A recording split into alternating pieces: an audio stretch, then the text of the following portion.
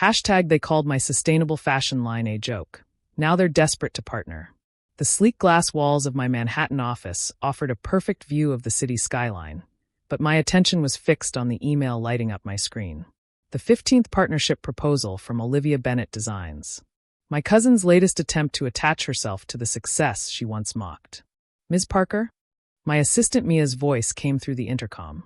The sustainability report is ready for your review. And your cousin's office called again.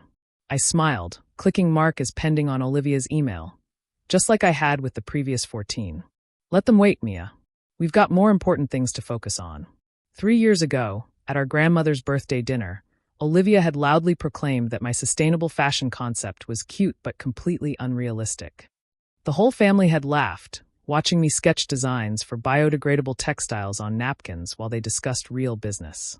Nobody wants eco-friendly fashion, Sophia, Olivia had declared, gesturing with her wine glass. They want luxury. Status. Not clothes made from recycled bottles. Now my company, Verde Fashion, was revolutionizing the industry. Our latest collection had sold out in hours.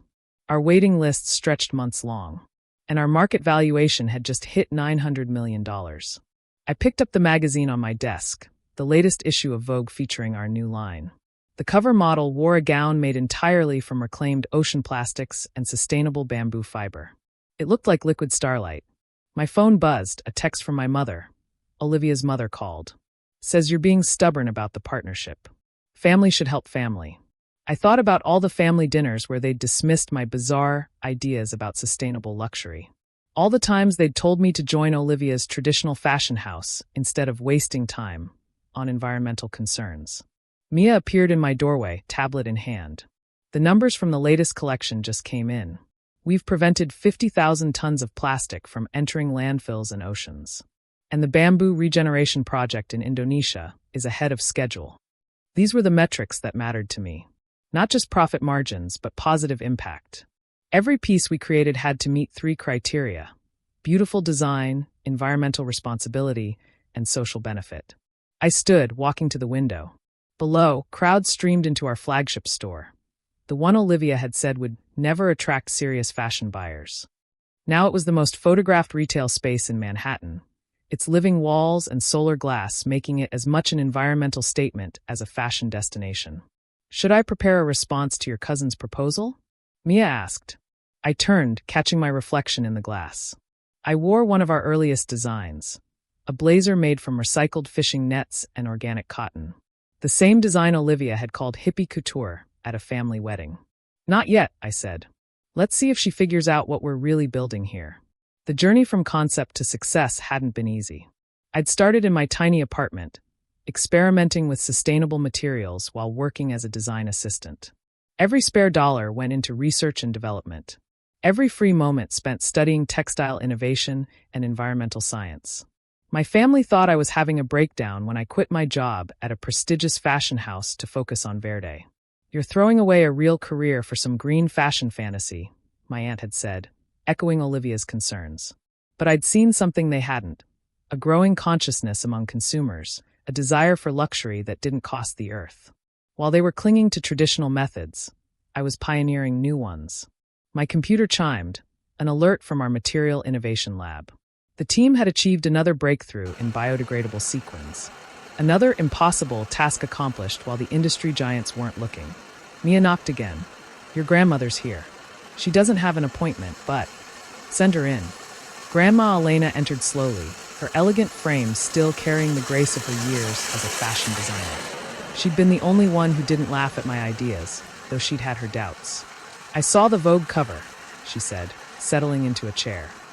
That dress, it's magnificent. Thank you. I touched the fabric sample on my desk. Our latest innovation in sustainable silk alternatives. Remember when you said mixing environmentalism and high fashion was like mixing oil and water? She smiled. I remember being wrong. Very wrong. She glanced at her phone. Olivia called me, you know. She's desperate to be part of this. She's desperate to profit from it, I corrected. There's a difference. True. Grandma Elena ran her fingers over the silk sample. But maybe that's how change happens. First they mock, then they copy, then they claim they were with you all along. I laughed. Is that why you're here? To convince me to partner with her. No. She stood, walking to the mood board where I kept my original sketches. I'm here to say I'm proud of you. For seeing something we didn't. For building it anyway. After she left, I reviewed the latest designs from our development team. Each piece represented a step forward in sustainable luxury, proving that beauty didn't have to come at the environment's expense. My phone buzzed again. Another text from Olivia. Please, Sophia. My investors are pressuring me. Sustainable fashion is the future. We need to be part of it. I remembered the day I'd shown her my first prototypes. She'd called them arts and crafts and suggested I grow up and join the real fashion world. Now the real fashion world was scrambling to catch up. Traditional brands were rushing to launch sustainable lines, usually with more marketing than actual innovation. But we'd spent years perfecting our processes, building relationships with ethical suppliers, developing new technologies. Mia appeared with the afternoon reports. The waitlist for the new collection just hit 100,000. And your cousin's assistant dropped this off. She handed me a thick envelope, formal partnership proposal number 16. Inside, glossy photos showed Olivia Bennett Design's attempt at sustainable fashion. Beautiful but superficial. No real innovation, just green marketing. I set it aside, turning instead to the real work. Reviews of our latest material research, updates from our community impact projects, reports from the regions where we sourced our sustainable materials. The sun was setting when my phone rang. My mother again. Sophia, be reasonable, she started. Olivia's business is struggling. The market is changing. She needs this partnership. No, Mom, I said quietly. She needs to understand why we do what we do. It's not about following trends. It's about creating change. After hanging up, I walked down to our research lab. The space hummed with energy as teams worked on next-generation sustainable materials. Here was the real heart of Verde. Not the glamorous storefront or magazine covers, but the endless innovation making it all possible. Dr. Maya Patel, our head of material science, looked up from her work. Heard your cousin wants in. Amazing how profitable sustainability becomes when you prove it can work. Are you going to accept? I studied the complex machinery testing new biodegradable dyes. Maybe, but only if she understands that profit isn't our primary metric. Impact is. My phone buzzed with breaking news. Another major fashion house announcing sustainable initiatives. Our stock would soar tomorrow, making Olivia's offer even more desperate. But as I watched the scientists and designers working late into the night, I knew that wasn't what mattered. What mattered was that somewhere, another ton of plastic was being transformed into beautiful clothing instead of polluting the ocean. Another community was benefiting from our ethical production methods. Another impossible problem was becoming solvable. I returned to my office as night fell over Manhattan. The lights of our store glowed below, each sale representing not just profit, but progress toward a more sustainable future.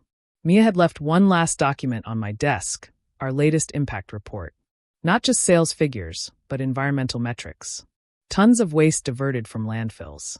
Water saved through innovative dyeing processes. Communities supported through ethical manufacturing. My phone buzzed one final time. A text from Olivia. Sophia, I know I was wrong. About everything. Please let me make it right. Let me be part of what you're building. I thought about all the family events where they'd dismissed my vision. All the times Olivia had told me to be practical or think commercially. All the moments when their doubt could have stopped me but didn't. I typed back. Meeting scheduled for next week. Bring your team. It's time you saw what happens when someone refuses to give up on an impossible dream. Setting down my phone, I walked to the window. The city sparkled under the stars, and somewhere out there, people were wearing our designs, proving that luxury could be both beautiful and responsible. Tomorrow would bring new challenges, new problems to solve, new obstacles to overcome. But tonight, I allowed myself to appreciate how far we'd come. From a tiny apartment full of experimental materials to a company changing the fashion industry's relationship with the planet. The next morning, I arrived early, just like I had when this was all still an experiment. The security guard smiled knowingly. He'd been here since the beginning, when our store was a pop-up in a recycled shipping container. Big day ahead, Ms. Parker?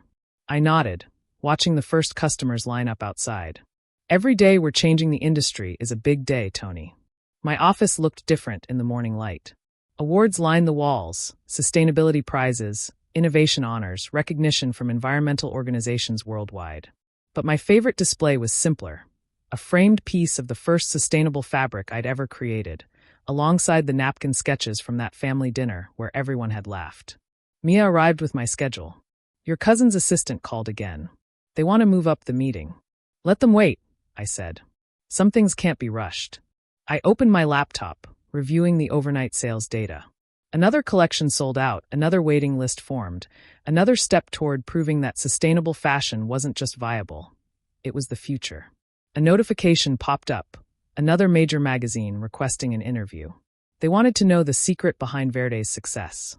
How a former design assistant had revolutionized luxury fashion. The secret was simple, though not what they expected. It wasn't about the designs, though those were revolutionary. It wasn't about the business model, though that had proven highly successful. The secret was believing that some problems are too important to accept as unsolvable. That sometimes the people who laugh at your dreams do so because they've given up on their own.